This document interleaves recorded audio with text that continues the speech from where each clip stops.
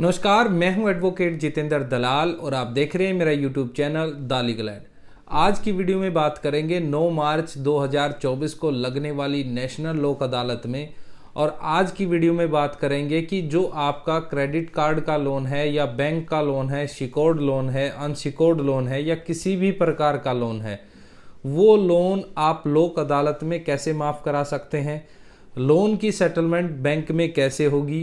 अगर आपको कोई भी किसी भी जहाँ से भी आपने लोन ले रखा है, बैंक से या किसी क्रेडिट कार्ड प्रोवाइडर से, तो वहाँ पर अगर उसका नोटिस आया है तो क्या आपको जाना है या नहीं, क्या जाना ज़रूरी है या नहीं, लोक अदालत में सेटलमेंट के फ़ायदे क्या हैं, क्या आपके क्रेडिट कार्ड के जो लोन है उसको भरने से या ना भरने से आपके सिविल पर क्या असर पड़ेगा, और अगर नोटिस पे आप नहीं गए तो आपके अगेंस्ट क्या हो सकता है, क्या आप चले गए तो जाने के बाद आपको सेटलमेंट करनी ही होगी, और कितना डिस्काउंट जो है आपको लोन माफ़ी पर मिल सकता है।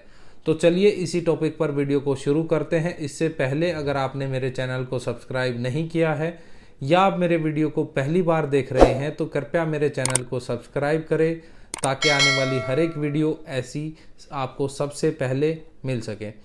देखिए क्या है कि 9 मार्च 2024 को पूरे देश में नेशनल लोक अदालत लगने जा रही है। यह नेशनल लोक अदालत पूरे देश में लगेगी। अगर साधारण शब्दों में मैं आपको बताऊं तो जहां पर कोर्ट है वहां पर नेशनल लोक अदालत लगेगी। अगर आपने कोई लोन ले रखा है, आज की वीडियो में बात करेंगे सिर्फ लोन के ऊपर कि लोन की सेटलमेंट या लोन के लिए आपको लोक अदालत का क्या बेनिफिट है। आपने कोई लोन ले रखा है और आपको नोटिस आया है किसी भी लोक अदालत से कि आपने जो भी क्रेडिट कार्ड का लोन है या बैंक का लोन है, कृषि का लोन है या कैसा भी आपका लोन है, उसके लिए आपको नोटिस आया है लोक अदालत का, तो क्या नोटिस पर आपको जाना चाहिए या नहीं जाना चाहिए।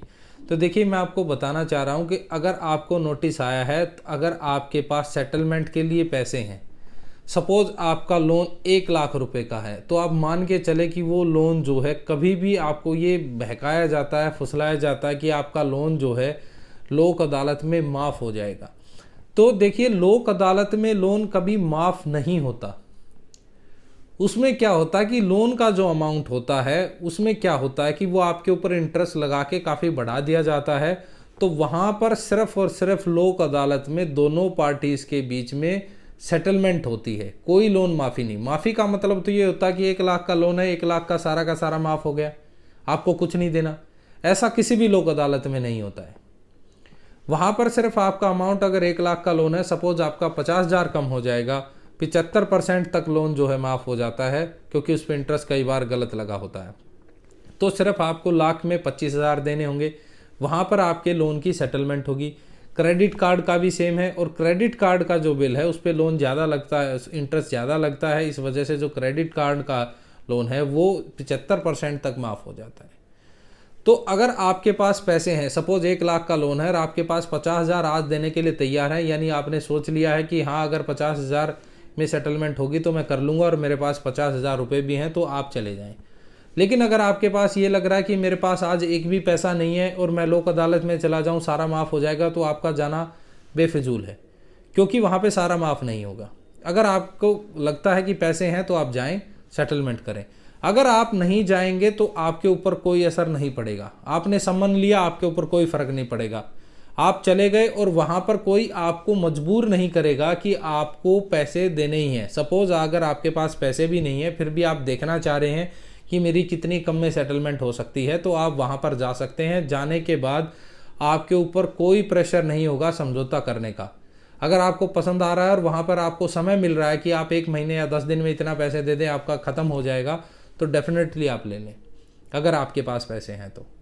लेकिन आपको मजबूर लोक अदालत में नहीं किया जा सकता कि आपको पैसे देने होंगे इस लोन के जितने में आपने। दूसरी बात, आपको सेटलमेंट के लिए भी आपको मजबूर नहीं किया जाएगा कि अगर आप लोक अदालत में आए हैं तो आपको सेटलमेंट यानी समझौता करना ही पड़ेगा।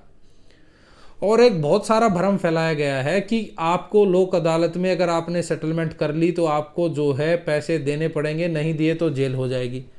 देखिए लोक अदालत से किसी को भी जेल नहीं भेजा जा सकता। बहुत यहाँ तक आपको डराया जाता है कि लोक अदालत से डायरेक्ट आपको जेल भेज दिया जाएगा अगर आपने पैसे नहीं दिए तो।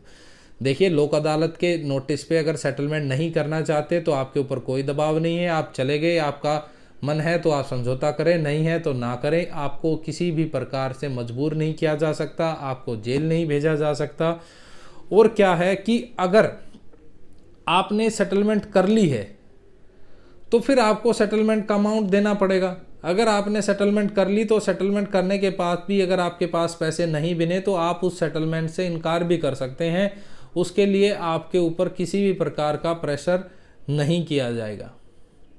और इसके अलावा अगर आपका एक और सवाल था कि कितना ज़्यादा परसेंट जो है डिस्काउंट मुझे मिलेगा, देखिए जैसा मैंने अभी आपको बताया कि लोक अदालत में 75% तक लोन आपका माफ़ हो सकता है, लेकिन ये ना हो कि आपका सारा ही माफ़ हो जाएगा। बहुत सारे लोग आपको ये बहकाया जाता है कि आपका सारा लोन माफ़ हो जाएगा, आप लोक अदालत में आ जाएं। तो जब इस तरह से अगर आपको बहकाया जा रहा है तो उनके बहकावे में आप ना आएं। सबसे ज़रूरी बात यह है और एक अहम सवाल भी कि लोक अदालत में जो है जाने के फ़ायदे क्या हैं। देखिए यहाँ पर सबसे बड़ा फ़ायदा ये है कि अगर आपको नोटिस आया है तो आपको वहाँ जाने से आपका समझौता हो जाएगा। वहाँ पर मीडिएटर जज साहब होते हैं, कोई अगर जायज़ आपकी बात है तो सुनी जाएगी और उसको कंसिडर भी किया जाएगा। यानी अगर आपने कोई सच बात बताई है, आप पे गलत कोई इंटरेस्ट लगाया है तो डेफिनेटली वो माफ़ करवाया जाएगा।